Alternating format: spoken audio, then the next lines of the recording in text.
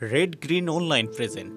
আজকে বিজ্ঞ সিএমএম আদালতে প্রেসিডেন্ট হাসিনার অন্যতম সহযোগী সাবেক অবৈধ মন্ত্রী আনিসুল হক এবং সালমান এফ রহমান, কামরুল ইসলাম এবং দীপুমণি, এদেরকে বিভিন্ন হত্যা মামলায় বিজ্ঞ আদালতে তারা এজাহারনামী আসামি হিসাবে তৎকালীন কর্মকর্তা তাদেরকে গ্রেপ্তার দেখানোর জন্য বিজ্ঞ আদালত তাদেরকে গ্রেপ্তার দেখিয়ে জেলহাজতে প্রেরণ করেন।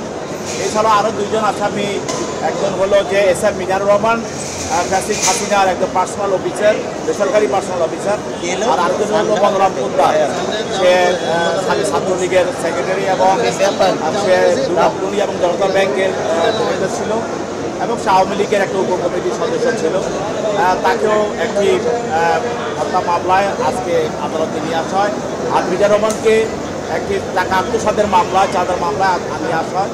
এই দুইজনকে বিজ্ঞ আদালতের থেকে তদন্তকারী কর্মকর্তা তাদের বিরুদ্ধে রিমান্ড প্রার্থনা করেন এবং উভয়কে দুটি আলাদা মামলায় 4 দিন করে রিমান্ড মঞ্জুর করে তদন্তকারী কর্মকর্তাকে তাকে জিজ্ঞাসা করার জন্য বিজ্ঞ আদালত অনুমতি প্রদান করেন।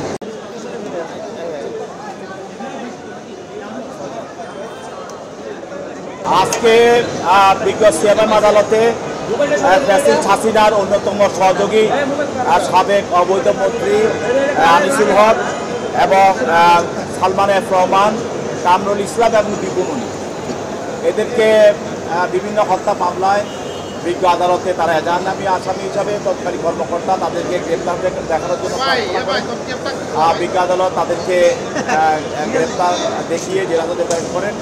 এছাড়া আরও দুইজন আসামি, একজন হলো যে S M Mizanur Rahman, president হাসিনার একজন পার্সোনাল অফিসার, বেসরকারি পার্সোনাল অফিসার, আর আরেকজন হলো বলরাম পোদ্দার, সে ছাত্রলীগের সেক্রেটারি এবং সে দুর্গাপুরি এবং জনতা ব্যাংকের ম্যানেজার ছিল এবং আওয়ামী লীগের একটা উপকমিটির সদস্য ছিল। তাকেও একটি হত্যা মামলায় আজকে আদালতে নিয়ে আসা হয়। আর মিজানুর রহমানকে একটি টাকা আত্মসাতের মামলায়, চাঁদার মামলায় নিয়ে আসা হয়। এই দুইজনকে বিজ্ঞ আদালতের থেকে তদন্তকারী কর্মকর্তা তাদের বিরুদ্ধে রিমান্ড প্রার্থনা করেন এবং উভয়কে দুটি আলাদা মামলায় 4 দিন করে রিমান্ড মঞ্জুর করে তদন্তকারী কর্মকর্তাকে তাকে জিজ্ঞাসা করার জন্য বিজ্ঞ আদালত অনুমতি প্রদান করেন।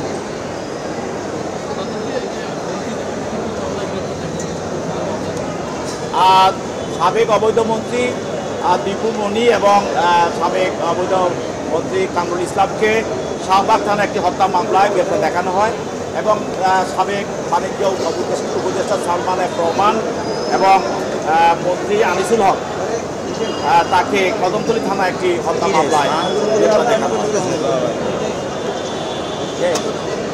এই বিশেষ প্রতিবেদনটি যদি আপনাদের ভালো লেগে থাকে অথবা উপকৃত হন, তাহলে অবশ্যই এই চ্যানেলটি সাবস্ক্রাইব করুন এবং লাইক, কমেন্ট ও শেয়ার করে রেড গ্রিন অনলাইনের সাথেই থাকুন।